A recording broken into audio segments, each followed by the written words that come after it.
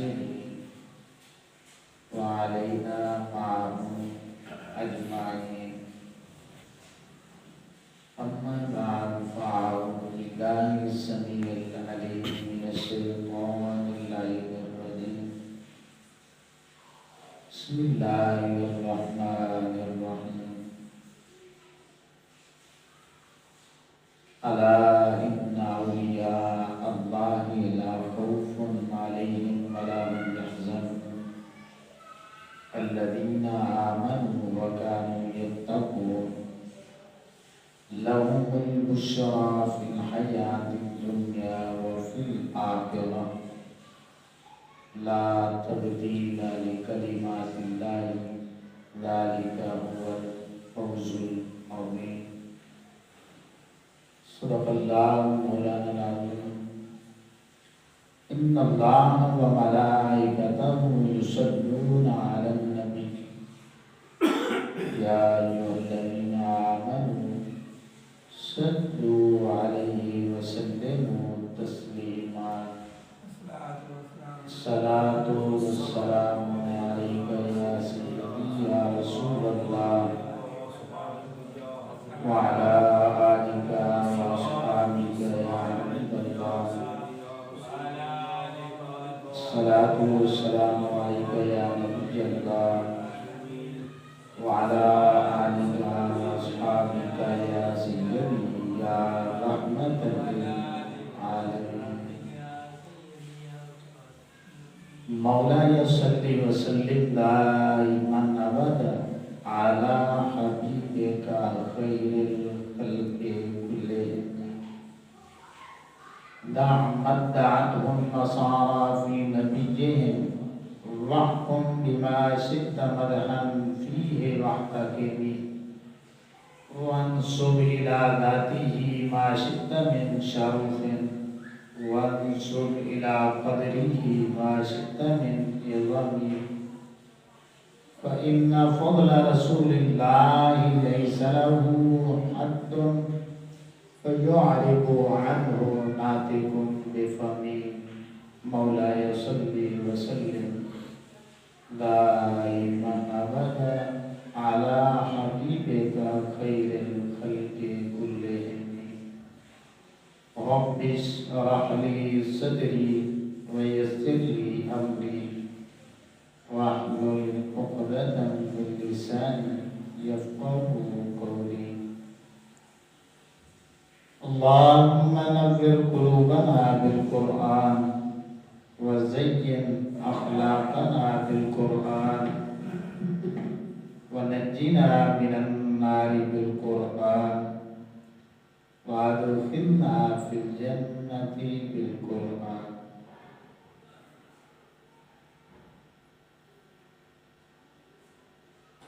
میں اپنی تمام تر عبادتوں اور خراج مندیوں کا خراج بارگاہ رب العالمین میں پیش کرنے کے بعد درود و سلام کا نذرانہ آقائے کائنات امام الانبیاء خاتم الانبیاء شاہ پہر بل مالک خشک و تر اللہ کے پیغمبر امت کے رہبر دونوں عالم کے سرور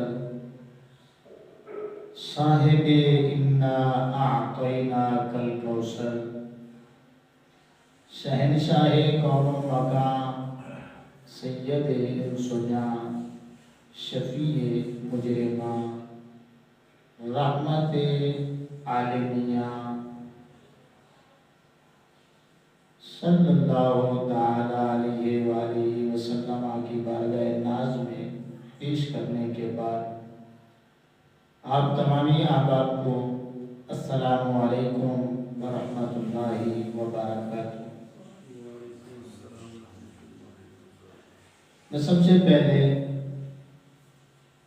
اللہ رب العزت کی بارگاہ میں یہ دعا پیش کرتا ہوں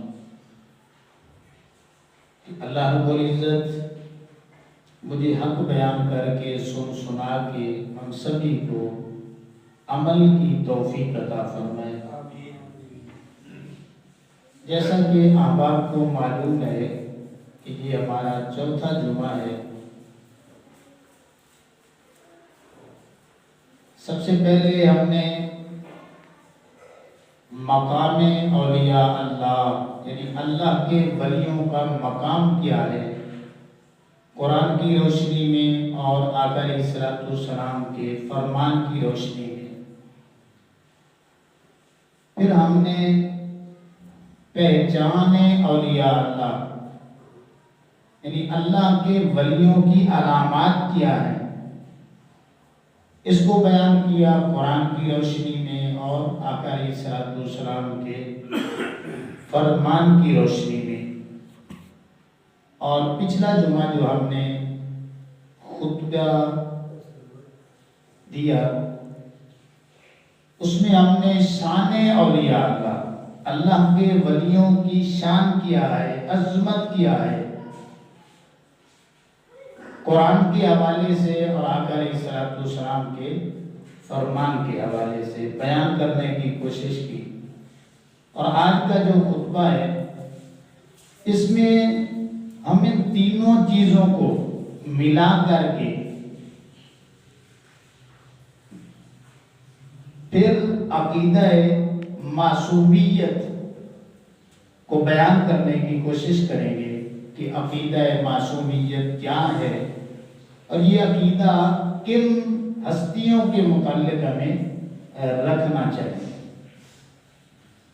تو اس لیے امام الانبیاء صلی اللہ علیہ وسلم کے غلام بڑی توجہ کے ساتھ آپ نے میری گفتگو کو سماعت کرنا ہے، کیونکہ آج کی گفتگو جو ہے وہ نتیجہ خیز ہوگی۔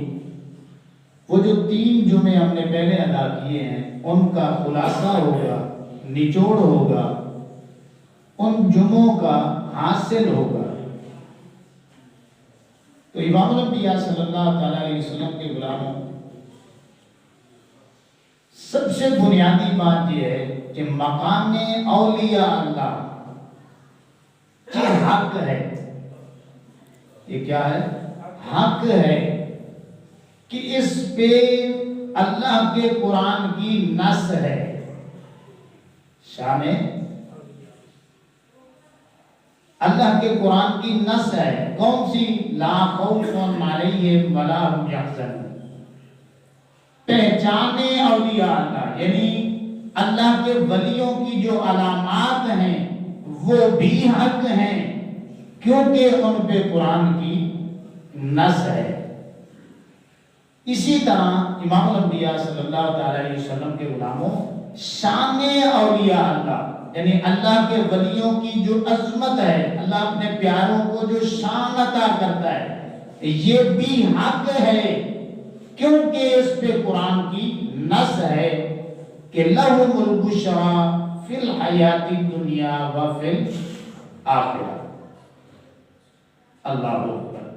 تو امام الانبیاء صلی اللہ علیہ وسلم کے غلاموں، اب یہ جو 3 باتیں میں نے آپ کو بتائیں کہ مقام اولیاء اللہ، پہچان اولیاء اللہ اور شان اولیاء اللہ، یہ عبارت النص سے ثابت ہے۔ عبارت النص کہتے ہیں قرآن کی واضح آیت سے اللہ نے اپنے پیارے بندوں کی شان کو بیان کیا۔ اب یہ چند لفظوں میں خلاصہ جو ہے، نچوڑ جو ہے وہ آپ سماعت کریں کہ بالکل سادے لفظوں میں اگر ہم کہیں گے تو کیا کہیں گے کہ محبت رسول صلی اللہ علیہ وسلم کے تقاضوں کو پورا کر کے بندہ مومن جب اپنے اندر للہیت اور اخلاص کے نور کو پا لیتا ہے، محبت رسول صلی اللہ علیہ وسلم کے تقاضوں کو پورا کر کے للہیت اور اخلاص کی دولت جس بندے کو اللہ رب العزت عطا کر دیتا ہے، پھر اللہ رب العزت انہیں کیا عطا کرتا ہے وہ سنیں۔ وہ یہ ہے کہ اللہ رب العزت ایسے بندوں کو علم کا نور عطا کرتا ہے، علم کا نور عطا کرتا ہے، اپنی معرفت کا نور عطا کرتا ہے، اپنی قربت، معیت، صحبت اور سنگت کا نور عطا کرتا ہے۔ اب بالکل سادے لفظوں میں اگر میں بیان کروں تو یہ ہے کہ اگر کوئی بندہ مومن قل ان کنتم تحبون اللہ فاتبعونی اس کا عملی مصداق بن جاتا ہے تو اللہ رب العزت اس بندہ مومن پہ اپنی کرم نوازیوں کے دروازے کھول دیتا ہے۔ بالکل سادے لفظوں میں اگر کوئی ان کنتم تحبون اللہ فاتبعونی کا عملی مصداق بن جائے، اللہ رب العزت اس کو اتنا قریب کر لیتا ہے، اتنی قربت عطا کر دیتا ہے، اتنا پیار اس بندے سے کرتا ہے کہ پھر اس بندے مومن پہ اللہ رب العزت کی خاص رحمتوں کا نزول ہوتا ہے، کرم نوازیاں ہوتی ہیں، اس کے ساتھ پیار والی باتیں ہوتی ہیں، صرف دنیا میں نہیں ہے، یہ ذہن میں رکھیں۔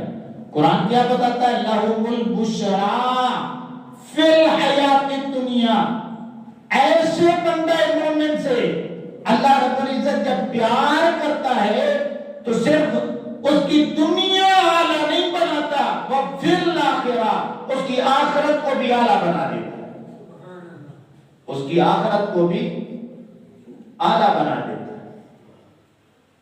اللہ اکبر۔ تو امام الانبیاء صلی اللہ علیہ وسلم کے غلاموں 17ویں پارے کی ایک بڑی مشہور آیت کریمہ ہے، وَلَقَدْ كَتَبْنَا فِي الزَّبُورِ مِن بَعْدِ الذِّكْرِ أَنَّ الْأَرْضَ يَرِثُهَا عِبَادِيَ الصَّالِحُونَ۔ اللہ فرماتا ہے کہ یہ بات ہم نے صرف قرآن میں نہیں بتائی، یہ بات ہم نے زبور میں بھی کہی ہے۔ کون سی بات؟ کہ أَنَّ الْأَرْضَ يَرِثُهَا عِبَادِيَ الصَّالِحُونَ، جو میری زمین کے وارث ہیں نا، وہ میں نے اپنے دشمنوں کو نہیں بنایا، میں نے اپنے ولیوں کو اپنی زمین کا وارث بنایا۔ یہ چھوٹی بات نہیں ہے، میں نے اپنی زمین ان الارض یرثها، میں نے جو زمین ہے اس کا وارث کن کو بنایا؟ عبادی الصالحون، جو میرے ولی ہوتے ہیں وہ میری زمین کے وارث ہوتے ہیں۔ اب آپ تفسیروں میں پڑھ کے دیکھیں اللہ کے ولی کون ہیں؟ صرف کیا اللہ رب العزت دنیا میں عزت دے دیتا ہے یا صرف آخرت میں؟ نہیں، یہ جو ان الارض ہے تمام مفسرین نے لکھا ہے اس سے مراد یہ زمین بھی ہو سکتی ہے، اور آخرت کی جو زمین ہے جنت والی اس سے مراد وہ بھی ہو سکتی ہے۔ تو کیا مطلب؟ جو اللہ کے ولی ہو جاتے ہیں، اللہ کے پیارے ہو جاتے ہیں، جو محبت رسول صلی اللہ علیہ وسلم کے تقاضوں کو اس انداز میں پورا کرتے ہیں جس طرح اللہ کا قرآن کہتا ہے۔ اللہ اکبر۔ تو امام الانبیاء صلی اللہ علیہ وسلم کے غلاموں، اللہ رب العزت انہیں دنیا میں بھی عزتیں عطا فرماتا ہے، اور آخرتوں کی بھی جو عزتیں ہیں اللہ رب العزت نے ان کے حصے میں ڈالا۔ تو امام الانبیاء صلی اللہ علیہ وسلم کے غلاموں، اب بات سمجھنے والی ہے کہ ایک ہے منصب نبوت جو قرآن سے ثابت ہے، پھر اس نبوت کے ساتھ اللہ رب العزت نے 3 عہدوں کا ذکر کیا، ایک صدیقیت ہے، ایک شہادت ہے، ایک صالحیت ہے۔ اب یہ سوچنے والی بات ہے کہ وہ کون سا دودھ ہوتا ہے جو دودھ ہو اور اس میں سے پھر مکھن نہ نکلے؟ جی ہاں، ایسا دودھ تو ہو سکتا ہے جو نکلی ہو، جو ہے ہی نکلی، پھر اس سے دودھ کیا، اس دودھ سے پھر مکھن کیا نکلے گا؟ اگر خالص دودھ ہے تو پھر مکھن ضرور نکلے گا۔ اسی طرح امام الانبیاء صلی اللہ علیہ وسلم کے غلاموں، اگر نبوت ہے تو پھر اللہ رب العزت انہیں معجزات بھی عطا فرماتا ہے۔ جس طرح دودھ خالص ہے تو پھر مکھن ضرور نکلے گا، اسی طرح اگر واقعی کوئی اللہ کا سچا نبی ہے، کوئی رسول ہے، یہ تو ناممکن بات ہے۔ نبوت ہے، معجزہ نہیں ہے، رسالت ہے، کوئی شان نہیں ہے، یہ نہیں ہو سکتا۔ جب اللہ نے نبوت عطا کی، رسالت عطا کی، تو گویا معجزات بھی ان کو عطا کی۔ اسی طرح بلا تشبیہ و بلا مثال اللہ رب العزت جب کسی کو اپنا ولی بناتا ہے، اپنا پیارا بناتا ہے، اس سے پیار کرتا ہے، تو پھر اس بندہ مومن کو کرامات بھی عطا کرتا ہے۔ یہ اللہ کی طرف سے مبشرات ہوتی ہیں، کرم نوازیاں ہوتی ہیں۔ اللہ اکبر۔ اب امام الانبیاء صلی اللہ تعالی علیہ وسلم کے غلاموں، آپ نے سمجھنا ہے کہ آدم علیہ السلام سے لے کر کے عیسیٰ علیہ السلام تک اللہ رب العزت نے ہر نبی کو معجزے عطا کیے۔ اب مفسرین پڑھیں، آپ کو پتہ چلے کسی نبی کو ایک معجزہ، کسی کو 2، کسی کو 3، کسی کو 10، کسی کو 50، اور کسی نبی کو اللہ نے 100 معجزے دیے۔ اب یہ ہماری خوش بختی ہے امام الانبیاء صلی اللہ علیہ وسلم کے غلاموں کہ اللہ نے ہمارے نبی کو ایک معجزہ نہیں، 2، 50، 100 نہیں، ہمارے آقا مولا صلی اللہ تعالی علیہ وسلم کو اللہ نے اتنے معجزات عطا کیے کہ ہر معجزے کے اندر آگے ہزاروں معجزات ہیں۔ ایک معجزے کے اندر ہزاروں معجزے چھپے ہیں۔ صرف قرآن کو دیکھ لیں، صرف قرآن کو، تو قرآن مکمل معجزہ، قرآن کا ہر لفظ معجزہ، قرآن کا انداز معجزہ، قرآن کی ترتیب معجزہ۔ قرآن کو جس علم کے تکڑی اور ترازو میں تولو تو نتیجہ وہی نکلے گا جو اللہ نے 1500 سال پہلے دیا۔ تو حقائق معجزہ، نتائج معجزہ، آیات معجزہ، حروف معجزہ، پارے معجزہ، اس کا حفظ کرنا بھی معجزہ۔ تو کسی نے کیا خوب کہا ہے کہ حسن یوسف دم عیسیٰ ید بیضاداری، حسن یوسف دم عیسیٰ ید بیضاداری، آنچے خوباں ہما دارن تو تنہا داری۔ کہ اللہ رب العزت نے یوسف علیہ السلام کو حسن کی دولت عطا کی، عیسیٰ علیہ السلام کو بھوک کی طاقت عطا کی، موسیٰ علیہ السلام کو عصا مبارک دیا، لیکن ہمارے آقا مولا صلی اللہ تعالی علیہ وسلم کا اٹھنا بھی معجزہ ہے اور لیٹنا بھی معجزہ ہے، سونا بھی معجزہ ہے، بولنا بھی معجزہ ہے۔ اللہ اکبر۔ تو امام الانبیاء صلی اللہ تعالی علیہ وسلم کے غلاموں، کسی نے کیا خوبی کہا ہے کہ ہے قول محمد قول خدا، فرمان نہ بدلا جائے گا، بدلے کا زمانہ لاکھ مگر قرآن نہ بدلا جائے گا، قرآن نہ بدلا جائے گا۔ ایک تو ہے نا قرآن کے حروف معجزہ ہیں۔ اب یہ بھی بات ذہن میں رکھ لیں، آقا علیہ السلام کی آپ حدیثیں پڑھیں نا، وہ الگ معجزہ۔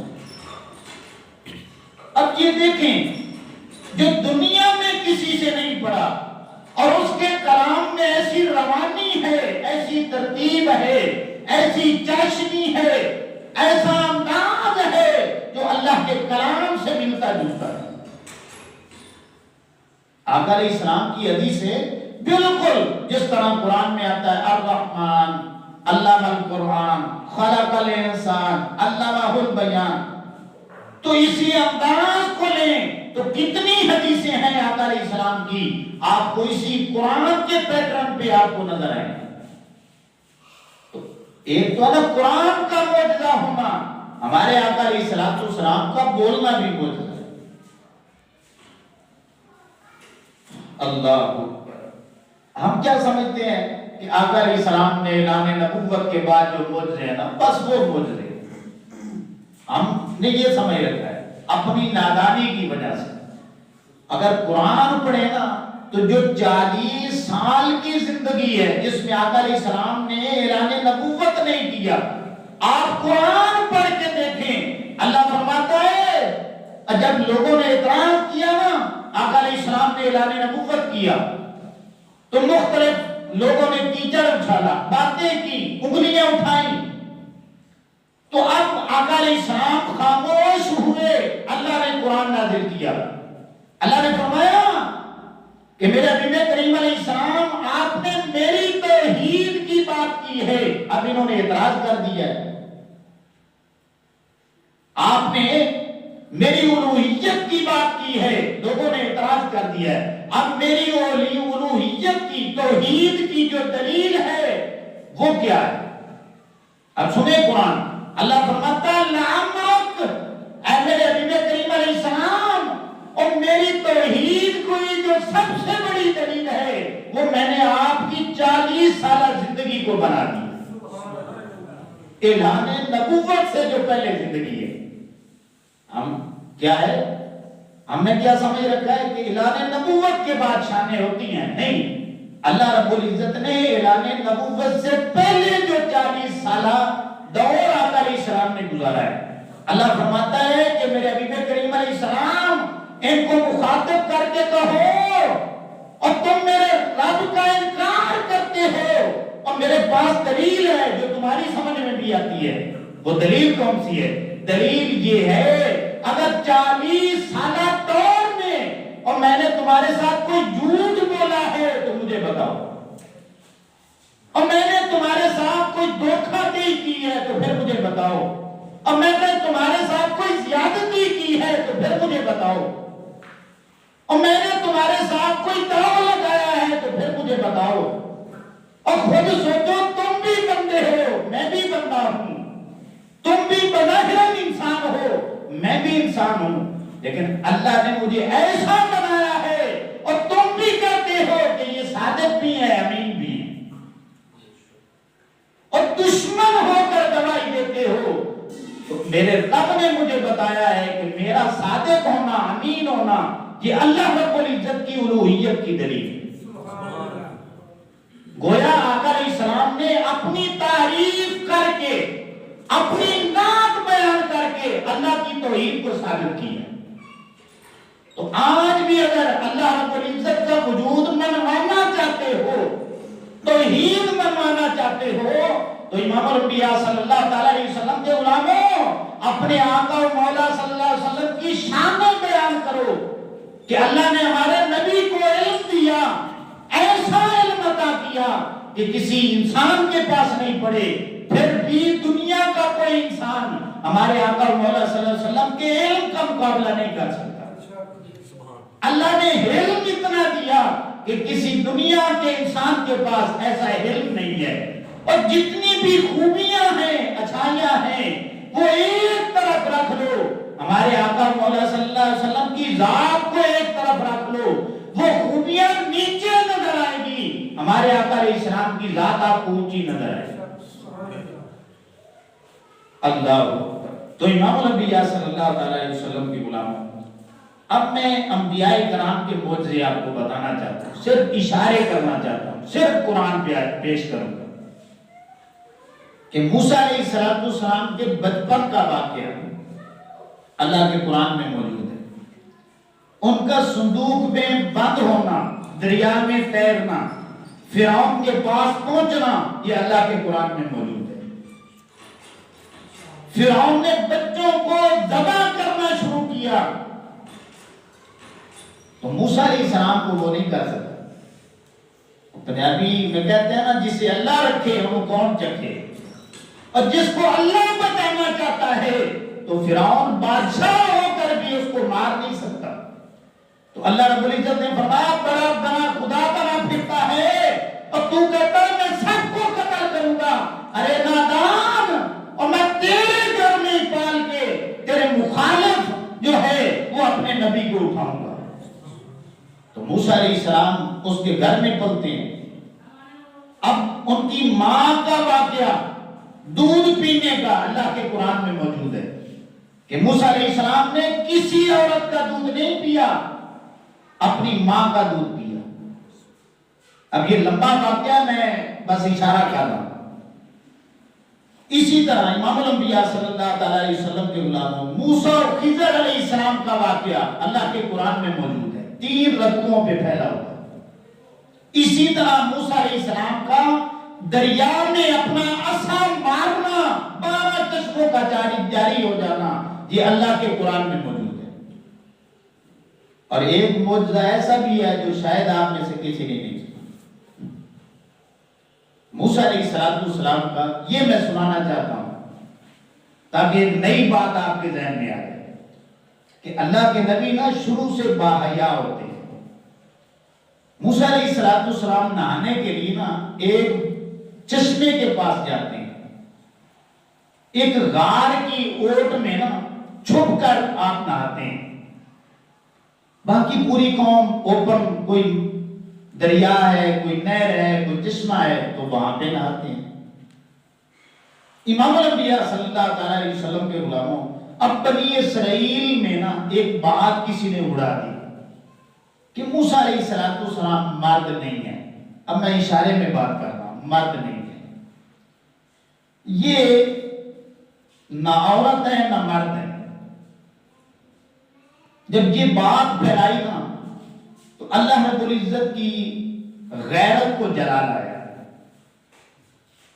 اللہ رب العزت نے پتھر کو حکم دیا، موسیٰ علیہ السلام ادھر نہا رہے ہیں چشمے پہ، ایک پتھر کے اوپر اپنے کپڑے اتار کے رکھتے ہیں۔ اب اللہ نے حکم دیا اس پتھر کو کہ جہاں بنی اسرائیل کے لوگ نہا رہے ہیں نا، اے پتھر ادھر دوڑنا شروع کر دے۔ امام انبیاء صلی اللہ تعالیٰ علیہ وسلم کے غلاموں، وہ اللہ کے حکم سے پتھر موسیٰ علیہ السلام کے کپڑے لے کر بھاگنا شروع کر دیتا ہے۔ اب موسیٰ علیہ السلام پیچھے سے دوڑنا شروع کرتے ہیں۔ اب یہ قرآن کا واقعہ میں بتا رہا ہوں، شاید آپ نے یہ سمجھا ہوگا سیرت کا واقعہ، عام کتابوں میں نہیں، یہ اللہ کے قرآن میں موجود ہے۔ امام الانبیاء صلی اللہ تعالیٰ علیہ وسلم کے غلاموں، وہ پتھر وہیں جا کے رک جاتا ہے جہاں پہ بنی اسرائیل کے لوگ نہا رہے ہوتے ہیں۔ اب موسیٰ علیہ السلام بھی دوڑ رہے ہوتے ہیں۔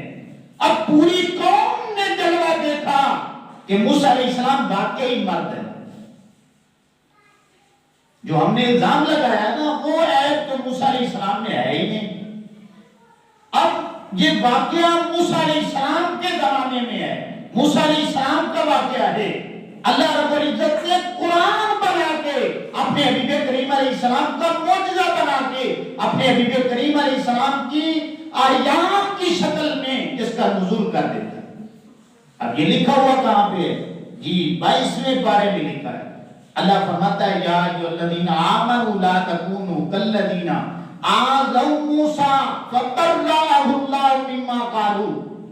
کیا ایمان والو، اے میرے حبیب کریم علیہ السلام کے غلاموں، آپ بھی سن لو، اور میرے نبی موسیٰ علیہ السلام پہ انہوں نے اعتراض کیا، انگلی اٹھائی، میری غیرت کو جلال آیا ہے جو انہوں نے اعتراض کیا ہے، میں مالک ہو کر جواب دیتا ہوں فبرأہ اللہ مما قالوا، کہ اللہ نے ان کو اس سے بری قرار دے دیا۔ یہ بھی معجزہ ہے۔ اللہ نے قرآن کی زینت بنا دی۔ امام الانبیاء صلی اللہ تعالیٰ علیہ وسلم کے غلام اور بھی معجزات ہیں۔ اب عیسیٰ علیہ السلام کی طرف آئیں کہ عیسیٰ علیہ السلام مردوں کو زندہ کرتے ہیں۔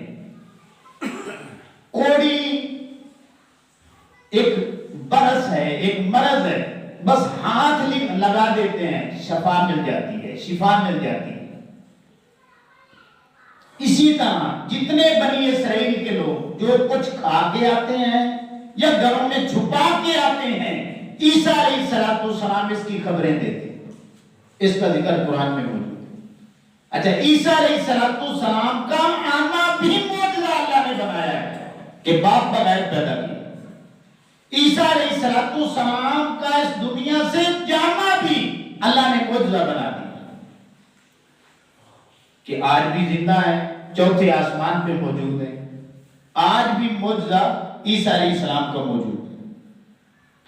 تو امام الانبیاء صلی اللہ تعالیٰ علیہ وسلم کے غلام یوسف علیہ السلام جب مصر کے بادشاہ بنتے ہیں، بھائی ملتے ہیں، ملاقات ہو جاتی ہے، تو بھائی ساری بات بتاتے ہیں کہ بھائی یوسف آپ کی محبت میں ابا جی نے اتنے آنسو بہائے ہیں کہ آنکھیں جو ہے نا اب خشک ہو چکی ہیں، آنکھوں کا نور چلا گیا ہے۔ تو حضرت یوسف علیہ السلام فرماتے ہیں بھائیو اور میری محبت میں روئے ہیں نا تو میں اللہ کا نبی ہوں، اللہ کی محبت میں روئے ہیں، گویا اللہ کی محبت میں روئے ہیں، اب یہ میری قمیض لے جاؤ اور میرے باپ کی آنکھوں پہ لگا دینا۔ اللہ رب العزت جو آنکھیں جا چکی ہیں، نور چلا گیا ہے، آنسو خشک ہو چکے ہیں، اللہ رب العزت اپنا نور واپس کر دے گا، لوٹا دے گا۔ تو یہ معجزہ قرآن میں موجود ہے۔ اسی طرح امام الانبیاء صلی اللہ علیہ وسلم کے غلاموں حضرت سلیمان علیہ السلام کا چیونٹی کا واقعہ قرآن میں موجود ہے، ہدہد کا واقعہ اللہ کے قرآن میں موجود ہے، اور مزے کی بات یہ ہے کہ سلیمان علیہ السلام کی موت کو بھی اللہ رب العزت نے معجزے کے طور پر قرآن میں بیان کیا۔ 22ویں پارے فَلَمَّا قَضَيْنَا عَلَيْهِ الْمَوْتَ مَا دَلَّهُمْ عَلَى مَوْتِهِ إِلَّا دَابَّةُ الْأَرْضِ تَأْكُلُ مِنْ سَأَتِهَا۔ اب ایک ایک واقعہ پہ ایک ایک گھنٹہ چاہیے، لیکن میں اشارے کر رہا ہوں۔ اب یہ جو انبیاء کرام کے واقعات میں نے بیان کیے، آپ سوچیں گے کہ اس کا کیا فائدہ ہے؟ اللہ رب العزت نے قرآن مجید میں 1000 واقعہ بیان کیا، تو اللہ رب العزت نے ایسے ہی بیان کر دیے، کوئی فائدہ نہیں ہے؟ نہیں، یہ بات بھی قرآن میں موجود ہے۔ اللہ فرماتا ہے 12ویں پارے وَكُلًّا نَقُصُّ عَلَيْكَ مِنْ أَنْبَاءِ الرُّسُلِ مَا نُثَبِّتُ بِهِ فُؤَادَكَ۔ اے میرے نبی کریم علیہ السلام کی امت، آنے والے کلمہ کو یا غیر مسلم ممکن ہے قرآن پہ اعتراض کریں کہ اللہ نے واقعات بیان کیے، تو اس میں کیا فائدہ ہے ایمان والوں کو؟ اللہ فرماتا ہے میں فائدہ بیان کرتا ہوں۔ وَكُلًّا نَقُصُّ، آدم علیہ السلام سے لے کر کے عیسیٰ علیہ السلام تک جتنے بھی میں نے واقعات بیان کیے ہیں، مِنْ أَنْبَاءِ الرُّسُلِ، اس میں انبیاء کرام کی خبریں ہیں، مَا نُثَبِّتُ بِهِ فُؤَادَكَ، جب میرے حبیب کریم علیہ السلام کی امت ان واقعات کو پڑھے گی ان کا ایمان مضبوط ہوتا چلا جائے گا۔ تو اس کا مطلب یہ ہے کہ جب آقا علیہ السلام کی امت کے سامنے کسی بھی نبی کے کسی بھی واقعہ کو بیان کیا جائے تو ان کا ایمان مضبوط ہو جاتا ہے۔ تو ایمان کو مضبوط کرنے کے لیے ہم قرآن کی تلاوت کرتے ہیں، اپنے ایمان کو مضبوط کرنے کے لیے ہم نبیوں کے واقعات جو ہیں وہ قرآن سے لیتے ہیں، پڑھتے ہیں، سنتے ہیں، سناتے ہیں۔ اللہ اکبر۔ تو امام الانبیاء صلی اللہ علیہ وسلم کے غلاموں، اب یہ میں نے انبیاء کرام کے حوالے سے آپ کو باتیں بتائیں۔ اب کرامات جو ہے نا، یہ اللہ کے ولیوں سے اس سے بھی اس کا ظہور ہوتا ہے۔ کیوں ہوتا ہے وہ آگے بتاؤں گا۔ اب آپ پوچھیں گے کہ یار کوئی کرامات قرآن میں بھی موجود ہیں، اللہ نے کسی اپنے ولی کی کرامت کو قرآن میں بیان کیا ہے؟ جی بیان کیا ہے۔ وہ آپ پڑھ کے دیکھیں کہ حضرت مریم عیسیٰ علیہ السلام کی والدہ وہ ولیاں ہیں، ولیہ نبی نہیں ہے، عورت نبی نہیں ہوتی۔ حضرت مریم سلام اللہ علیہا وہ ولیہ ہیں، نبی نہیں ہے۔ تو آپ پڑھ کے دیکھیں اللہ کے قرآن میں کہ حضرت مریم سلام اللہ علیہا کے پاس بے موسم پھل جو ہے نا وہ آ جایا کرتے تھے۔ بے موسم پھلوں کا آنا، یہ شان حضرت مریم کو اللہ رب العزت نے عطا کی تھی۔ اسی طرح بنی اسرائیل کے اللہ کے جو ولی ہیں ان کا ذکر موجود ہے کہ وہ تخت اٹھا کے سلیمان علیہ السلام کے سامنے پیش کر دے۔ تو بنی اسرائیل کی جو آج بھی کتابیں ہیں نا، ان میں ان کا نام آصف بن برقیہ ہے، ہماری کسی کتاب میں نہیں ہے۔ بنی اسرائیل کی جو آج ٹیمپل شدہ کتابیں ہیں ان میں نام بھی موجود ہے، آصف بن برقیہ، تو وہ اللہ کے ولی ہیں۔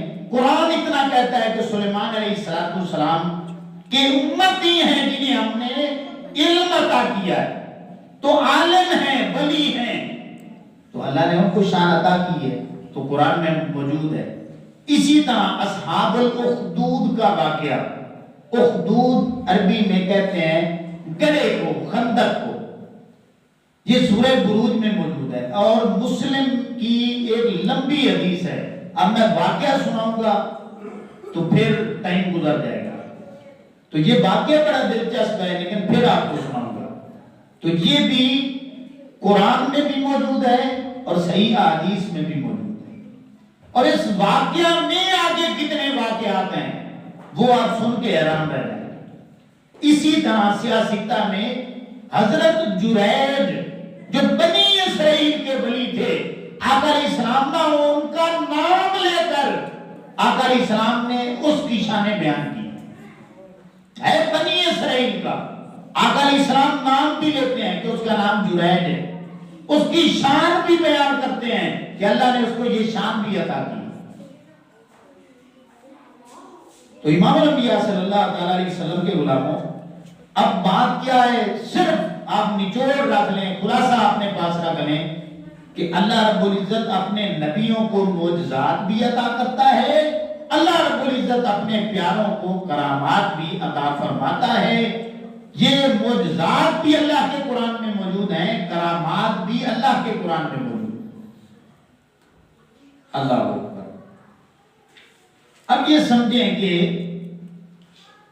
اللہ اپنے ولیوں کو اور اپنے پیاروں کو یہ کرامات جو ہے نا یہ کیوں عطا کرتا ہے؟ اس لیے عطا کرتا ہے کہ اللہ رب العزت ان سے پیار کرتا ہے، اللہ اپنے نبیوں سے بھی پیار کرتا ہے، اللہ اپنے ولیوں سے بھی پیار کرتا ہے۔ اللہ رب العزت ان کا حیا فرماتے ہوئے، اب یہ آپ پوچھیں گے کہ یہ حیا فرمانا قرآن میں کہاں پہ موجود ہے؟ جی یہ بھی قرآن میں موجود ہے۔ آپ 16واں پارہ پہلا رکوع پڑھ کے دیکھیں کہ حضرت خضر علیہ السلام ان کا پورا واقعہ جو سیاستہ میں بھی موجود ہے، اس میں ایک لفظ آتا ہے پہلے صفحے پہ، پہلے رکوع میں، وَقَانَ أَبُوهُمَا صَالِحًا، کہ جو تیسری بات تھی نا، تیسری بات کہ خضر علیہ السلام نے فرمایا تھا موسیٰ علیہ السلام کو کہ جو کچھ بھی میں کر کے دکھاؤں آپ نے بولنا نہیں ہے، بس صبر کرنا ہے۔ تو دو باتیں پہلے ہو چکی تھی، جب تیسری بات کو دیکھا نا کہ خضر علیہ السلام ایک دیوار کو سیدھا کر رہے ہیں، تو موسیٰ علیہ السلام کو بڑا غصہ آیا کہ یار انہوں نے ایک تو کھانا نہیں پوچھا، دوسرا ہم ان کی دیوار سیدھی کر دیں، تو یہ کون سی بات ہے؟ تو خضر علیہ السلام نے پھر حکمت بیان کی، ان دو باتوں کی بھی، اس کی بھی۔ اس کی حکمت کیا بیان کی کہ اس دیوار کے نیچے ایک خزانہ پڑا ہے جو یتیم بچوں کا ہے، تو یہ ہم دیوار سیدھا کر دیں گے، اتنے تک یہ بچے جوان ہو جائیں گے، پھر اللہ رب العزت نے چاہا تو ان کو خبر مل جائے گی، یہ خزانہ ان تک پہنچ جائے گا۔ اب قرآن پڑھ کے دیکھیں، اللہ فرماتا ہے وَقَانَ أَبُوهُمَا صَالِحًا، اور میں نے ان بچوں کے جو خزانے کو ہے وہ سلامت کیوں رکھا ہے؟ کیوں؟ اس لیے کہ ان کا جو ابا تھا نا، اللہ فرماتا ہے وہ میرا بڑا پیارا تھا، ان کے جو والد تھے نا وہ اللہ کے ولی تھے، تو اللہ رب العزت اپنے ولی کا حیا کرتے ہوئے اس خزانے کو سلامت اپنے بندے کے بچوں تک پہنچانا چاہتا ہے۔ تو کیا پتہ چلا، اللہ اپنے بندوں کا حیا فرماتا ہے۔ اللہ اکبر۔ اب دوسرا واقعہ اشارہ میں کروں گا، سورہ یاسین ومالیہ سے شروع کریں تو اس میں ایک واقعہ آتا ہے حبیب نجار کا، نام تفسیروں میں موجود ہے، واقعہ قرآن میں موجود ہے کہ اللہ کے نبی جاتے ہیں ایک بستی میں، دعوت پیش کرتے ہیں وہ آگے سے ظلم کرتے ہیں حتیٰ کہ قتل کر دیتے ہیں.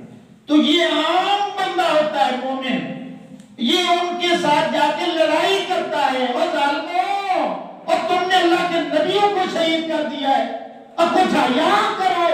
اور وہ تو اپنے مالک کا پیغام لے کے آئے تھے، اور اگر کچھ کرنا ہی تھا تو خدمت کر لیتے، اور تم نے تو شہید کر دیا ہے.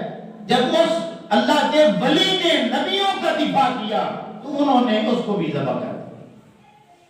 اب وہ جنت میں چلا گیا. اب جنت میں جا کر وہ دعا کرتا ہے، اپنے مالک سے خواہش ظاہر کرتا ہے، اے مالک، اور جو تو نے مجھے رتبہ دیا ہے کاش یہ میری دعا قبول ہو جائے. اے مالک، یہ شان جو ہے نا جو تو نے مجھے عطا کی ہے کہ نبیوں کی وجہ سے مجھے شہید کیا گیا ہے، اس دعوت کی خاطر شہید کیا گیا ہے، تو نے مجھے مقام کیا عطا کیے ہیں، کاش ان تک میری کوئی بات پہنچا دے. یہ خواہش ہے نا جنت میں جا کر. اب اللہ نے اپنے بندے کا احیا کیا کہ میرے بندے کی طلب ہے، خواہش ہے کہ یار دنیا تک میری بات پہنچے. اللہ نے فرمایا میرے بندے پریشان نہ ہو، ابھی میرے حبیب کریم علیہ السلام نے آنا ہے. یہ پورا واقعہ اور قرآن کی شکل میں اتار کے اپنے محبوب کی امت تک پہنچا دوں گا. یہ تیرا پیغام میں پہنچا دوں گا. تو اللہ نے اپنے بندے کا حیا کیا یا نہیں کیا؟ تو اللہ اپنے بندوں کا حیا فرماتا ہے جو اس کے بندے بن جائے. اللہ اکبر. تو امام الانبیاء صلی اللہ علیہ وسلم کے غلاموں، اب یہ سمجھنا ہے آپ نے کہ وہ جو حیا کرتا ہے اس کا انداز کیا ہے. ادھر توجہ کریں. اب علماء نے لکھا ہے کہ اللہ رب العزت اپنے بندے کا جب حیا فرماتا ہے، کرم نوازی کرتا ہے، اپنی رحمت کے اس پہ دروازے کھولتا ہے، تو اس کے دو طریقے. کتنے طریقے ہیں؟ دو طریقے. کہ بندہ ترلا کرتا ہے، ترلا اس کو ہم کہیں گے منت کرتا ہے، سماجت کرتا ہے، عاجزی کرتا ہے، انکساری کرتا ہے، دعا مانگتا ہے، مالک اور میں تو بے بس آدمی ہوں، تو کر سکتا ہے، اور جھکتا ہے اللہ کے سامنے، اللہ اس کی مان جاتا ہے. ایک یہ طریقہ انبیاء کرام ہو یا اولیاء کرام ہو یہ اپناتے ہیں، ترلا کرنے والا. دوسرا طریقہ یہ ہے کہ نخرے والا، کہ اللہ کے نبی نخرہ دکھا دیں، اللہ پھر بھی مان جاتا ہے. ایک ہوتا ہے نا ترلا کرنا، منت کرنا، سماجت کرنا، دعا مانگنا، عاجزی کرنا، جھکنا کہ مالک کرم کر دے، اللہ پھر بھی مان لیتا ہے. اگر اللہ کے نبی یا ولی وہ نخرہ دکھا دیں، نخرہ کیا ہوتا ہے؟ امید ہوتی ہے، ناز ہوتا ہے، توکل ہوتا ہے، یقین ہوتا ہے، اسے پنجابی میں کہیں تو مان ہوتا ہے. وہ نخرہ دکھاتے ہیں، اللہ پھر بھی مان جاتا ہے. ترلا کرے اللہ پھر بھی مان جاتا ہے، اور نخرہ دکھا دیں اللہ پھر بھی مان جاتا ہے. اب آپ یہ کہیں گے یہ قرآن میں کہاں پہ لکھا؟ جی قرآن میں لکھا ہے. آپ قرآن پڑھ کے دیکھیں آقا علیہ السلام کے متعلق یہ ترلے کا واقعہ بھی موجود ہے، نخرے کا واقعہ بھی قرآن میں موجود ہے. ترلا کیا ہے کہ 7ویں پارے میں سورہ انعام جہاں سے شروع ہوتی ہے اس سے اوپر والی آیتیں آپ دیکھیں تو ایک آیت آتی ہے، اللہ فرماتا ہے ان تعذبهم فانهم عبادك وان تغفر لهم فانك انت العزیز الحکیم. یہ سیاستہ کی حدیث میں آپ کے سامنے رکھنے رکھا. یہ قرآن کی آیت اللہ نے کیوں اتاری؟ اب ام المومنین عائشہ صدیقہ رضی اللہ تعالیٰ عنہ بیان کرتی ہیں کہ میں نے دیکھا کہ ایک رات ایسی گزری کہ آقا علیہ السلام ساری رات روتے رہے اور ایک بات کرتے رہے. وہ کیا تھی؟ اپنی زبان میں کرتے رہے ان تعذبهم فانهم عبادك وان تغفر لهم فانك انت العزیز الحکیم. اے مالک اگر تو انہیں عذاب دے تو یہ تیری مرضی ہے، اگر معاف کر دے تو کر سکتا ہے. اب یہ اپنی زبان میں آقا علیہ السلام اللہ کے سامنے عاجزی کرتے رہے کہ بندوں کو معاف کر دے، انہیں بخش دے. ان پہ کرم نوازی کر دے۔ اب اللہ رب العزت نے قرآن بنا کے اپنے حبیب کریم علیہ السلام پہ نازل کر دیا کہ میرے حبیب کریم علیہ السلام یہ الفاظ آپ کے اتنے خوبصورت ہیں، مجھے اتنے پسند آئے ہیں کہ میں نے قرآن بنا کے آپ پہ نازل کر دیا۔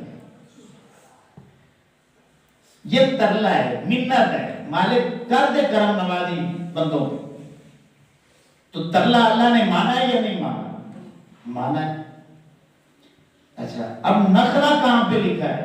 نخرہ بھی قرآن مجید میں موجود ہے کہ آقا علیہ الصلوۃ والسلام کھڑے ہیں نماز میں، دل میں خیال آتا ہے اے مالک قبلے کو بدل دے، قبلے کو بدل دے، بس خیال آتا ہے۔ اللہ فرماتا ہے میرے حبیب کریم علیہ السلام وہ ترلا بھی آپ کا بڑا سونا ہے، یہ نخرہ بھی آپ نے بڑا سونا نکالا ہے کہ میری عبادت ہے، تو اپنا رخ بدلنا چاہتا ہے، اس کعبے کی طرف کرنا چاہتا ہے۔ میرے حبیب کریم علیہ الصلوۃ والسلام آپ کا نخرہ بھی قبول ہے، آپ کا ترلا بھی قبول ہے، ابھی نماز میں رخ بدل دیں، میں نے اس قبلے کی جگہ کو اس کو قبلہ بنا دیا۔ اب یہ باتیں مشکل نہیں ہیں، قرآن میں موجود ہے۔ ترلا بھی اللہ نے مانا ہے، نخرہ بھی مانا ہے۔ اب میں انبیاء کرام کے واقعات پیش کروں تو بڑی لمبی بات ہو جائے گی۔ اب یہ بات سمجھنے والی ہے کہ بے شمار باتیں میں چھوڑ کے آپ کو نتیجہ دینا چاہتا ہوں کہ انبیاء کرام علیہم الرضوان یہ معصوم ہوتے ہیں۔ کیا ہوتے ہیں؟ سارے یاد بولو، کیا ہوتے ہیں؟ اللہ کے ولی بڑے سے بڑا بھی ہو جائے نا، وہ معصوم نہیں ہوتے۔ بڑے سے بڑا صدیق ہو جائے، شہید ہو جائے، صالح بن جائے، وہ معصوم نہیں ہو سکتا۔ ایک جملہ ہمارے ہاں مشہور ہے، جب دعا مانگتے ہیں نا ہمارے بندے مولوی حضرات، وہ کیا کرتے ہیں کہ 12 امام 14 معصوم۔ یہ ہمارا عقیدہ نہیں ہے، سن لیں سبھی۔ 12 امام ہیں، ان کو بھی ہم امام مانتے ہیں، لیکن صرف 12 نہیں ہے۔ اللہ کے قرآن کا معیار بنائیں کہ امام کون ہوتا ہے، تو پھر قیامت تک امام آتے رہیں گے۔ اب یہ بھی 1 گھنٹے کی بحث ہے اگر میں کروں کہ امام کون ہوتا ہے، اس کی کوالٹیز کتنی ہوتی ہیں، وہ شانیں کیا رکھتا ہے، اور اس معیار پہ تولیں تو کتنے امام امت میں گزر چکے۔ اللہ اکبر۔ تو امام الانبیاء صلی اللہ علیہ وسلم کے غلام۔ اب جو دوسری بات ہے 14 معصوم، ایک 12 امام اور 2 ساتھ ملائیں حضرت سیدہ کائنات کو اور آقا علیہ السلام کو، وہ ان کو 14 بنا کے معصوم بنا دیتے۔ ایک معصوم تو واقعی ہے آقا علیہ السلام، اس کو آپ مانتے ہیں، لیکن نیچے نیچے جو ہے نا وہ معصوم نہیں ہے، نہیں ہے، سن لیں۔ اللہ کے نبی معصوم ہوتے ہیں، اولیاء کرام بڑے سے بڑے ہو جائیں، اور صحابہ کرام کیوں نہ ہو جائیں، یا اہل بیت اطہار کے افراد کیوں نہ ہو جائیں، یہ محفوظ ہوتے ہیں، معصوم نہیں ہوتے۔ یہ عقیدہ بھی سمجھنے والا ہے۔ اب کوئی جاہل بندہ یہ اعتراض کر سکتا ہے کہ اللہ کے نبیوں کی غلطیاں تو قرآن میں موجود ہیں، آپ کہتے ہیں معصوم ہے تو غلطیاں تو ہیں۔ آدم علیہ السلام کی غلطی کا ذکر 7 بار قرآن میں موجود ہے، یونس علیہ السلام کی بات ہے، نوح علیہ السلام کا تذکرہ ہے، دیگر انبیاء کرام علیہ السلام کی باتیں ہیں۔ اب یہ میں سوکھے لفظوں میں آپ کو بتا دوں، یہ انبیاء کرام کی خطائیں نہیں ہیں، یہ ادائیں ہیں۔ اب شرعی طور پہ ہم لفظ بولیں گے تو ان کو کہیں گے کہ یہ اجتہادی خطا، ٹھیک ہے نا، شریعت کی زبان میں۔ ادروائز ہم اپنی زبان میں بات کریں گے تو نبی معصوم ہوتے ہیں، یہ ذہن میں رکھ لیں۔ منصب عصمت نیچے ہوتا ہے، منصب نبوت اس سے بھی اوپر ہوتا ہے۔ اب بالکل آخری لفظ آپ نوٹ کر لیں کہ انبیاء کرام علیہم الرضوان انسان ہوتے ہیں، معصوم ہوتے ہیں۔